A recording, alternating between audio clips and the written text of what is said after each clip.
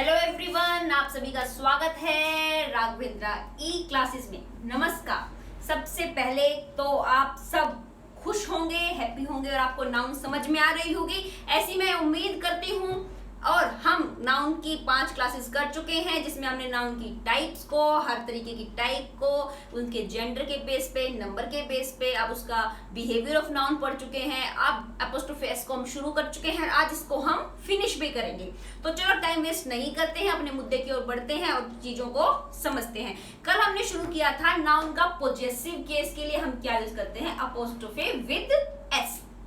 इसमें हमने क्या किया था, लिविंग थिंग के साथ यूज होता है, लिविंग नॉन लिविंग के साथ यूज नहीं होता है। आपका डे है, टाइम है, आवर है, टुडे है, टुमारो है, इनके साथ हम यूज कर सकते हैं। मंथ के साथ यूज कर सकते हैं, ईयर के साथ यूज कर सकते हैं, पर्सोनिफाइड ऑब्जेक्ट के साथ यूज कर सकते हैं, जैसे नेचर, हेवन, ठीक है, फॉर्च्यून, इनके साथ हम यूज कर सकते हैं। ठीक है, एनिमल्स के साथ यूज कर सकते हैं, पर हम इंसेक्ट के साथ यूज नहीं करते हैं। तो ये तो था हमारा कल का प्रीकैप। सॉरी, प्रीकैप तो आगे आने वाले के लिए होता है। सॉरी, ये क्या था, कल का रिकैप। रिकैप मतलब पिछला, प्रीकैप मतलब आने वाला। ठीक है, थोड़ा सा पी से ही क्या हो जाती है, बात बदल जाती है। तो चलो शुरू करते हैं हम। अपोस्ट्रोफे विद एस को हमने शुरू किया था। ये क्या है आपका अपोस्ट्रोफे विद एस। ठीक है, अब आज हम शुरू करेंगे, वो वर्ड्स करेंगे जिसमें हम अपोस्ट्रोफ तो यूज करेंगे। ये क्या है, अपोस्ट्रोफ तो यूज करेंगे, पर एस का यूज नहीं करेंगे। अब ऐसी कहाँ ऐसी चीजें हैं जहां पे हम ये यूज ना करके सिर्फ अपोस्ट्रोफ यूज करते हैं। कहाँ करते हैं, जहां पे हमारा क्या हो, एस की साउंड आ रही हो, या कहूं हिस की साउंड आ रही हो। किसकी, हिस की। जैसे आज तो जिनके पीछे एस लगा होता है, जितनी भी आपकी प्लूरल फॉर्म्स हैं, जैसे अगर मैं आपके लिए लिखूं बॉय, बॉयज, एस की है। स्टूडेंट, स्टूडेंट्स,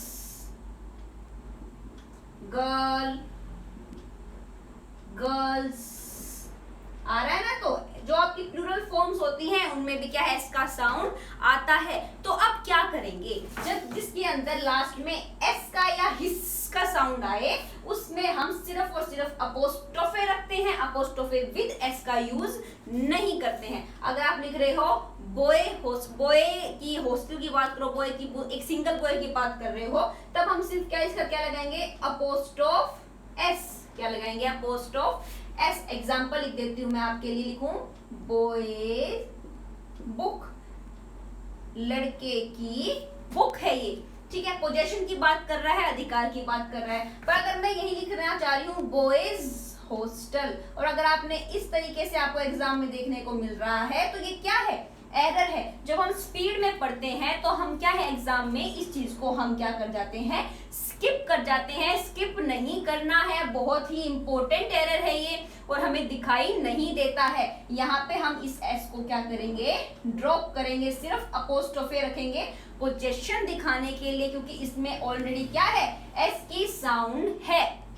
स्टूडेंट, स्टूडेंट की बात, स्टूडेंट बुक, स्टूडेंट्स बुक लिखेंगे। अगर यहाँ पे अगर हमें अपोस्ट्रोफे लगाना है, स्टूडेंट्स बुक्स की बात हो रही है, तो हम क्या करेंगे, सिर्फ अपोस्ट्रोफ लगेंगे। एस लगा है तो वो क्या होगा, एरर। इसके साथ विदाउट एस एरर है, इसके साथ विद एस एरर है। गर्ल, सिमिलरली गर्ल का कुछ भी लगोगे तो सिर्फ अपोस्ट्रोफ एस लगाओगे, पर गर्ल्स के साथ कुछ लगाओगे तो सिर्फ अपोस्ट्रोफे लगोगे, एस को नहीं लगाओगे। ठीक है, ये तो हुआ जिनको आप बहुत आसानी से देख सकते हैं कि जिसके बाद क्या है, एस लगा हुआ है।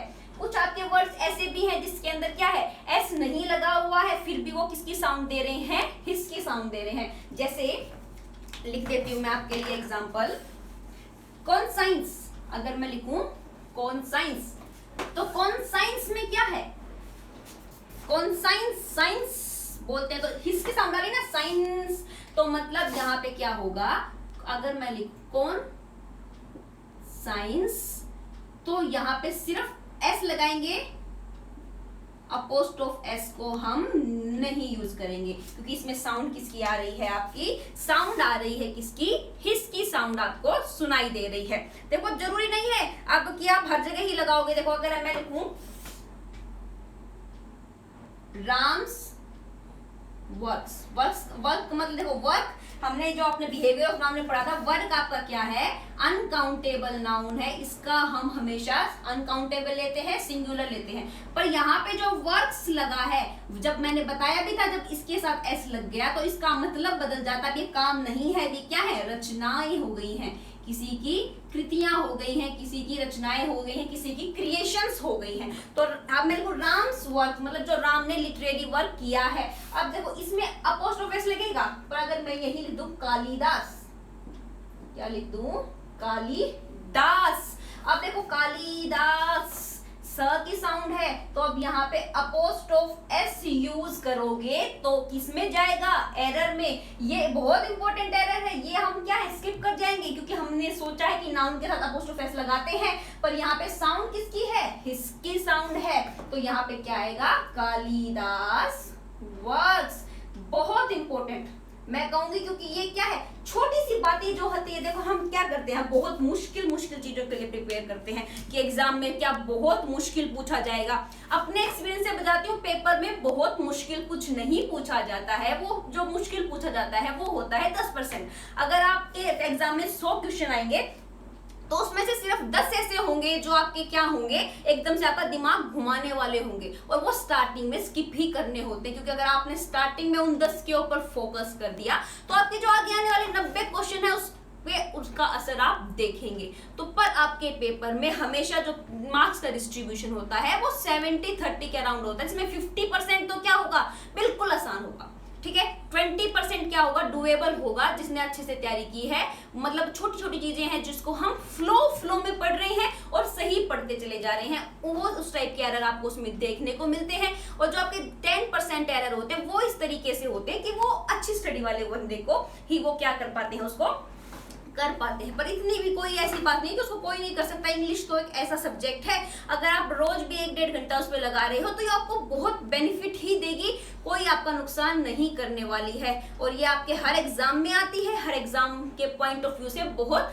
इंपॉर्टेंट भी हो जाती है। तो देखो अगर यही आ गया कालिदास और इसके साथ अपोस्ट्रोफ एस लगा होगा तो हम उसको एरर नहीं काउंट करेंगे, क्योंकि हम कहेंगे जैसे राम्स वर्क है, जैसे सीताज वर्क है, वैसे ही कालिदास वर्क है। पर अपोस्ट्रोफ एस की यहाँ पे जरूरत नहीं है, सिर्फ विद यहाँ पे अगर एस लगाए तो वो एरर है। क्या लगाएंगे, सिंगल अपोस्ट्रोफ। जॉन कीट्स, क्या बोला, जॉन कीट्स।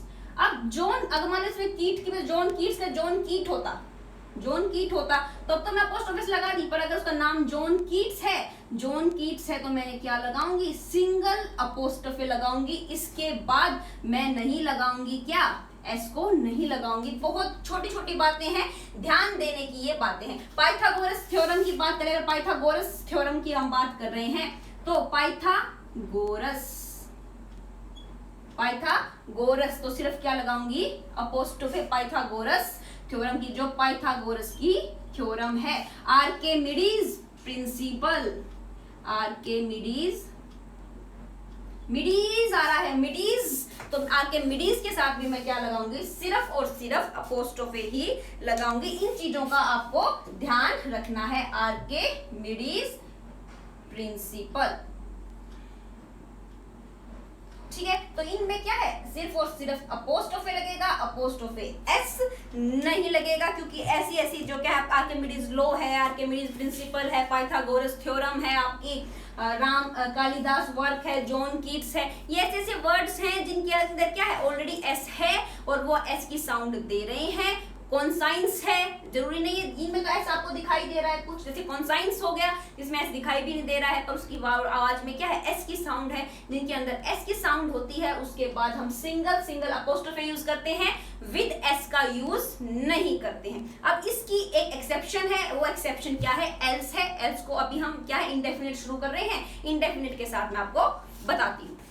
तो मतलब हमने क्या किया, अब वैसे तो हम नाउन के साथ अपोस्ट्रोफे एस यूज करते हैं, पर जो आपकी एस एंडिंग नाउन्स हैं और जिनके अंदर एस की साउंड आ रही है उनके साथ हम सिंगल अपोस्ट्रोफे का साइन यूज करते हैं, उसके साथ हम एस का यूज नहीं करते हैं।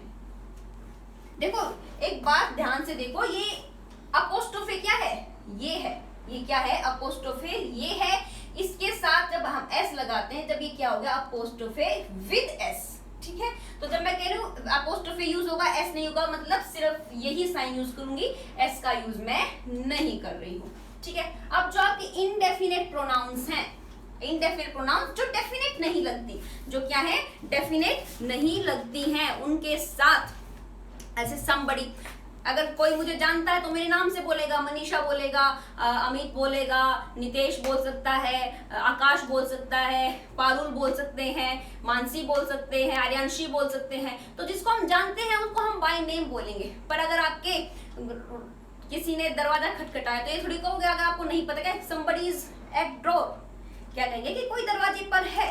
तो मतलब क्या है, किसी कोई ऐसा अननोन बंदा है, हाँ उसको मैं जान लूंगी, अरे अरे ये तो तुम थे, तो फिर हम उसको क्या कहेंगे, डेफिनेट कर देंगे। तो इनडेफिनेट प्रोनाउंस क्या है, कुछ ऐसे पर्सन के लिए यूज करते हैं जिसको हम नहीं जानते हैं। जैसे आपके इनडेफिनेट प्रोनाउंस कौन कौन से हैं, एनीबडी हो गया, समबडी, इनको हम प्रोनाउंस में पढ़ेंगे बहुत डिटेल में, anyone, everyone, no one, nobody, anybody, everybody। तो मतलब ये क्या है, इनडेफिनेट प्रोनाउंस हैं। इनके साथ भी हम अपोस्ट्रोफी एस का यूज कर सकते हैं। अगर मैं एग्जांपल लिखूं, this book is not mine. अब देखो माइन क्या है, ये भी क्या है, पोजेसिव का केस है, पॉजेसिव प्रोनाउन है ये, और पॉजेसिव की प्रोनाउन से एक पॉजेसिव एडजेक्टिव होता है, पॉजेसिव प्रोनाउन होता है। इसको हम प्रोनाउन के चैप्टर में पढ़ेंगे, उसको मैं अभी क्या है नहीं करा रही हूँ, क्योंकि क्या फिर जब मिक्स हो जाएगा आपस में। नाउन के बाद जब हम प्रोनाउन को शुरू करेंगे तो हम प्रोनाउन के केसेस पढ़ेंगे। अब हम सिर्फ नाउन पढ़ रहे हैं तो सिर्फ नाउन के केसेस देख लेते हैं। This book is not mine, this must be someone, नीचे लिख देती हूँ, this must be someone else। अब देखो यहाँ एरर है, अभी मैंने स्टार्टिंग में आपके लिए else का एग्जांपल लिख दिया, चलो इसको यही छोड़ो। इसमें एक एरर है, इसमें क्या है, एक एरर है, वो मैं अभी बता देती हूँ else के केस के लिए। पर इसके अलावा पहले कुछ और एग्जांपल लिख देते हैं ताकि आपको ये चीज समझ में आए। इसी को आप 2 मिनट के लिए होल्ड रखो, जब मैं इसको डिस्कस करूंगी तब मैं इसको क्या है कराऊंगी कि इसमें क्या एरर है, ठीक है। अगर मैं कहूं आपके लिए दिस प्रॉब्लम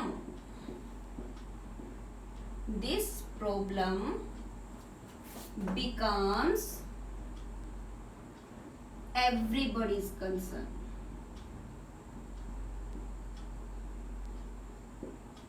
इसको मैं अभी रबी कर देती हूँ, बिल्कुल इसी के बाद इसी को हम डिस्कस करेंगे एल्स के साथ, ठीक है। This problem becomes everybody's concern, कि ये जो प्रॉब्लम है वो क्या है, सबकी कंसर्न हो गई है, मतलब सबकी, प्रत्येक बंदे की क्या हो गई है, कंसर्न हो गई है। तो इसीलिए क्या है, कंसर्न मतलब जो चिंता हो गई है, चिंता के लिए क्या यूज कर रहे हैं, कंसर्न यूज कर रहे हैं। तो एवरीबॉडीज कंसर्न क्या हो गया, एवरीबॉडीज कंसर्न। आप लिख दो nobody's responsibility, nobody's responsibility, this is not nobody's responsibility, no one's responsibility। तो मतलब हम क्या है, indefinite pronoun के साथ भी क्या यूज करते हैं, apostrophe s यूज करते हैं, ठीक है। तो ये आप कर ही लेंगे। नो, अगर यहीं पे this problem becomes nobody's concerns, everybody concerns is nobody's concern, तो इनके साथ हम क्या यूज करते हैं, apostrophe s का यूज करते हैं, ठीक है। इस बात का हमें क्या है याद रखना है, इनके साथ someone's pen, this is someone's pen, I don't know about it, तो इस तरीके से हम यूज करते हैं। अब इन्हीं के साथ क्या है, else भी यूज करा जा सकता है, क्या यूज किया जा सकता है, else भी यूज किया जाता है, प्लस else। जब हम इनके साथ else का यूज करते हैं तब हम apostrophe s कहाँ लगाएं, देखो अब क्या लगाएं, अगर मैं यूज करी, मुझे अगर यूज किया someone else, क्या यूज किया, someone else। अब someone else मैं किसी और की बात कर रही हूँ, this book is someone else, मतलब ये क्या है, ये बुक किसी और की है। अब मुझे इसका जब पॉजेसिव बनाना है तो मैं apostrophe s को यहां यूज करूं या मैं apostrophe s को यहां यूज करूं, इन दोनों में क्या है, डाउट हो जाता है। इस तरीके का रहता है, या तो वो आपको ऐसे लिख के देंगे या ऐसे लिख के देंगे, या एक तीसरे तरीके से भी दे देते हैं। अब इनमें से कौन सा आपका सही होगा और कौन सा नहीं होगा। अब देखो, बहुत ध्यान से देखो, जब भी इनके साथ एल्स आता है तब हम जो अपोस्ट्रोफे का साइन है उसको हम रखते हैं बिल्कुल एंड में, मतलब समवंस के साथ ना लगाकर कहां रखेंगे, एल्स के बाद रखेंगे। कहां रखेंगे, एल्स के बाद रखेंगे। तो मतलब अगर मुझे लिखना है समवन एल्स का पॉजेसिव देखना है तो समवन एल्स में मैं समवंस एल्स नहीं लिखूंगी, क्या लिखूंगी, समवन एल्स। एल्स के बाद क्या लगाऊंगी, अपोस्ट्रोफे लगाऊंगी। अब इन दोनों में से कौन सा सही है, इनमें से कौन सा सही होगा आपका। अब एक ध्यान देखो ध्यान से, वैसे तो एल्स में क्या है, इसकी साउंड है, पर मैंने कहा था एल्स क्या है, इसकी एक्सेप्शन है। एल्स है तो हिस साउंड, पर ये हमेशा क्या लेता है, अपोस्ट्रोफ एस। तो इस तरीके से भी आए तो वो क्या हो जाएगा, गलत हो जाएगा। तो ध्यान क्या रखना है, जब भी एल्स आए तो हम एल्स का क्या करेंगे, एल्स के बाद apostrophe S with S use करेंगे, सिंगल एस यूज नहीं करेंगे। एक्सेप्शन है ये किसका, हिस साउंड का। दूसरा, समवन एल्स, सम मतलब किसी भी इनडेफिनिट प्रोनाउन के साथ आ रहा है तब हम अपोस्ट्रोफे एस समवन एनीबॉडी के साथ ना लगाकर कहां लगाएंगे, एल्स के बाद में। ठीक है, इस बात को आपकी क्लियर होना चाहिए क्योंकि इस टाइप का एरर आता है और ये हमें कंफ्यूज बहुत बार कर देता है। एक हमारा और कंसेप्ट आता है, एल्स का यूज होता है कई बार हु के साथ, किसके साथ, हु के साथ। अब हु के साथ इस तरीके से यूज होता है, अगर एक एग्जांपल लिख देती हूं मैं आपके लिए।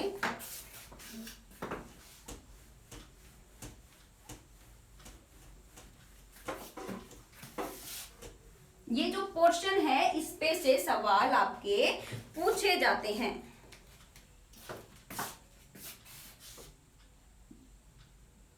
Who else is coming? अब यहाँ पे else का मतलब क्या है कि भाई कौन आ रहा है, who else is coming, कौन आ रहा है। तो मतलब who is coming मतलब कौन आ रहा है, who else और कौन आ रहा है, मतलब who else का यहाँ पे सब्जेक्ट की तरह यूज हो रहा है, कोई दिक्कत नहीं है क्योंकि यहाँ पे पोजेसिव केस की बात नहीं हो रही है। पर अगर पोजेसिव केस की बात हो जाए, मैं लिख दूं वही यही, who else book is this, ये और किसकी बुक है, ये और किसकी बुक है, who else book is this। अब ये बुक किसका पोजीशन है, किसका अधिकार है, who else का। अब यहाँ पे अपोस्ट्रोफ एस लगाऊं या who का पोजेसिव बनाऊं, हमने एक who के ऊपर सेपरेट वीडियो भी की थी, permanent solution of who whom। तो उसमें बताया था क्या, सब्जेक्टिव केस who जब हम वॉइस पढ़ रहे थे, ऑब्जेक्टिव केस क्या whom, और क्या है इसका पॉजेसिव केस क्या है आपका whose है, क्या है whose। तो अब मैं इसको else के बाद अपोस्ट्रोफे रखूं या who का whose करूं, तो यहाँ पे क्या होगा, यहाँ पे हम else के बाद ना लगाकर इसको कैसे करेक्ट करेंगे, whose else करके करेंगे।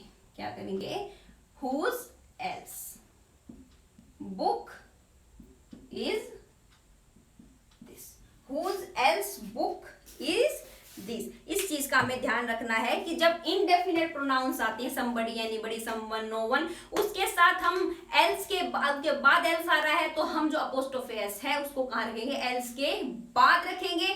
और अगर हु के साथ आ रहा है, who else book is this, तो हम हु एल्स में एल्स के साथ में लगा, किसके साथ लगाएंगे, किसका पॉजेसिव बनाएंगे, हु का। जो हम आपका डिस्क्रिप्शन बॉक्स में लिंक भी होगा कि परमानेंट सॉल्यूशन हु हुम, तो उसमें हमने डिस्कस किया था कि हु का पॉजेसिव क्या होता है, हुज होता है। तब हम इस कोशिश में क्या करेंगे, हु को चेंज करेंगे, किसमें, whose else book is this. तो ये एल्स क्या है, अलग अलग बिहेव करता है, किसके साथ, इंडेफिनिट के साथ या हु के साथ। ठीक है, और दूसरा ये एक्सेप्शन भी है, एल्स है, एल्स मतलब एल्स ही होगा ना, तो एल्स थोड़ा अलग ही है, एल्स क्या है, एक्सेप्शन ही है। तो एल्स क्या है, हिसिंग साउंड होने के बाद भी क्या लेता है, अपोस्ट्रोफ एस लेता है। इस चीज का हमें बहुत अच्छे से ध्यान रखना है क्योंकि एग्जाम में इसके छोटे छोटे से एरर हैं और ये छोटे छोटे एरर हमें बहुत दिक्कत दे सकते हैं अगर आपने ये सही से याद नहीं किया। एग्जाम्पल किया था क्या कि this book is not mine, तो वहां पे भी हमने क्या यूज किया था, this book is not mine, this is somebody else. तो उसमें हम अपोस्ट्रोफे एस क्या यूज करेंगे, किसके बाद, एल्स के बाद, कि ये बुक मेरी नहीं है, ये किसी और की बुक है। अब आप कहोगे बड़ी एल्स। अब इसमें एक कंसेप्ट और आता है, वो भी हम इसी क्लास में पूरा करेंगे या फिर नेक्स्ट क्लास में करेंगे, कि समबडी एल्स। ठीक है, यहाँ पे इतना छोड़ा क्यों, क्या है, क्या सेंटेंस था हमारा, एक बार फिर लिख लेते हैं। This book is not mine, this is somebody else. अब सोचोगे एल्स के बाद यहाँ बुक क्यों नहीं लिखा, होना चाहिए था ना, this book is not mine, this is somebody else book. हमने यहाँ बुक नहीं लगाते हैं। हम यहाँ बुक क्यों नहीं लगाएंगे, क्योंकि जहां अंडरस्टूड है, जहां बात अंडरस्टूड है कि यहाँ पे बुक ही होगा, क्योंकि हम बात किसकी कर रहे हैं, बुक की ही कर रहे हैं। This is book is not mine, this is somebody else book, वहां पे हम रिपीटेशन नहीं करेंगे। तो ये भी आपका क्या है, एक नेक्स्ट रूल है जो आपको समझना है, क्या कि जब भी आपको अंडरस्टूड है कि अपोस्ट्रोफी एस के बाद क्या आएगा, तो वहां हमें उसको दोबारा नहीं लिखना है। अब यहाँ अंडरस्टूड है कि समबडी एल्स के बाद बुक ही आएगा, बुक आएगा, तो मतलब हम उसके बाद हम क्या यूज करेंगे, बुक का यूज नहीं करेंगे। जैसे अगर मैं एक क्वेश्चन और लिख देती हूं, Ram's book is costlier than Sham's. तो यहां पे हम शाम्स ही लिखेंगे, शाम्स बुक लिखोगे तो वो आपका एरर हो जाएगा, क्योंकि इसमें हमें अंडरस्टूड है कि जो बुक की बात हो रही है, जो बुक है वो किसकी है, वो राम की, मतलब बात किसकी हो रही है, बुक की, क्योंकि कंपैरिजन हो रहा है किसकी बुक का, कि ये जो बुक है राम की बुक है, वो श्याम की बुक से क्या है, महंगी है। मतलब अब बता है राम की बुक का कंपैरिजन क्या होगा, श्याम से तो नहीं होगा। अब ये तो नहीं होगा कि राम की बुक श्याम से महंगी है, ठीक है। अगर मान लो राम की बुक श्याम के पेन से महंगी है, तब तो यहाँ पे हम लिखेंगे क्या, श्याम्स पेन। पर अगर यहाँ पे बुक का कंपैरिजन बुक से ही हो रहा है, तब मैं बुक को क्या करूंगी, नहीं लिखूंगी। पर अगर मैं बुक का कंपैरिजन बुक के अलावा किसी और के साथ कर रही हूं, तब मैं उसको मेंशन करूंगी क्या, Ram's book is costlier than Shyam's pen, या Ram's book is costlier than Shyam's clothes. तो उसमें क्या कर रही हूं मैं, कि बुक का कंपैरिजन किसी और के साथ कर रही हूं। पर अगर बुक का कंपैरिजन हो रहा है बुक के साथ ही, तब हम क्या है, वो चीज, जो चीज अंडरस्टूड है उसको मैं क्या करूंगी, अपोस्ट्रोफी एस के बाद खत्म कर दूंगी। इसका मतलब क्या है, अपोस्ट्रोफी एस के बाद जो आएगा वो क्या होगा, बुक ही होगा। अब इसके और एग्जांपल कर, पहले इसी रूल को आज हम इसी क्लास में फिनिश कर लेते हैं, ठीक है। उसके बाद हम कंपाउंड नाउन के और अपोस्ट्रोफी के साथ यूज करना है, वो हम नेक्स्ट क्लास में कर लेंगे। रिलैक्स होकर पढ़ो, बहुत ज्यादा नहीं, पर इस वीक में अगर आपसे बहुत ज्यादा नहीं पढ़ा जा रहा है तो कोई बात नहीं, हम थोड़े थोड़े स्लॉट्स रख लेंगे, पर चीजों को अच्छे से समझते हुए चलना बहुत ज्यादा जरूरी है। क्योंकि क्या है, हम क्या करते हैं, बहुत स्पीड पकड़ लेते हैं, अरे मुझे ये भी पढ़ना है, अरे मुझे वो भी पढ़ना है, मुझे वो भी पढ़ना है, और हम अपने बेसिक्स क्या है भूल जाते हैं। और बेसिक भूलने से क्या है, जब सिली मिस्टेक जो होती है ना पेपर में, जो आपको डाउन लेके जाती है, वो आती है सिली मिस्टेक। जितना आपको आता है वो चीज आपको क्लियर होनी चाहिए, इसीलिए वो, बाकी उसमें आपकी कोई भी गलती ना हो, ठीक है। अगर मैं लिखूं, आई bought my medicines from Bansal's, from Bansal's। अब यहाँ पे शॉप या बंसल्स मेडिकल शॉप लिखने की जरूरत नहीं है, क्योंकि अंडरस्टूड है मेडिसिन्स आप कहीं भी एज स्टेशनरी की बुक से तो नहीं लोगे, या कपड़ा मार्केट में जाके तो नहीं लोगे। मेडिसिन्स कहाँ से लोगे, मेडिकल शॉप से। तो I bought my medicine from Bansal's, तो यहाँ पे अंडरस्टूड है बंसल्स के बाद, मतलब बंसल्स की किसकी बात हो रही है, बंसल्स की मेडिकल शॉप की। तो जब हमने मेडिसिन मेडिकल शॉप से ही खरीदी है, तब मैं क्या लिखूंगी, बंसल्स लिखा है, तो मतलब अंडरस्टूड है बंसल की मेडिकल शॉप पे। अगर आपने दवाई भाई कहीं शराब घर से ले ली है, तो वो अंडरस्टूड नहीं है। या कोई ऐसी जगह से ले ली है, जैसे कपड़ा, अगर कोई कहे कि भाई मैंने तो दवाई ना कपड़े की दुकान से ले ली है, तब तो वहां जरूर मेंशन करना कि बंसल्स क्लॉथ मार्केट से मैंने मेडिसिन ली है। पर अगर आपने अपनी मेडिसिन कहाँ से ली है, मेडिकल शॉप से ही ली है, तो उसमें हम मेडिकल शॉप को लिख के उसका यूज नहीं करेंगे। सिर्फ क्या लिखेंगे कि आई bought my medicine from Bansal's. इतना इनफ है, क्योंकि बंसल्स का मतलब यहाँ पे अंडरस्टूड है। बंसल्स के बाद क्या आएगा, मेडिकल शॉप ही आएगा, क्योंकि जनरली हम मेडिसिन कहाँ ले रहे हैं, मेडिकल शॉप से ही लेते हैं। अगर वो बंसल की मेडिकल शॉप ना होके कुछ और शॉप है, फिर जरूर लिख देना भाई कि वो ये मैंने वो चीज दी, पर जो मेडिसिन दे रहा है शॉप पे वो मेडिकल शॉप तो हो ही गई ना साथ में।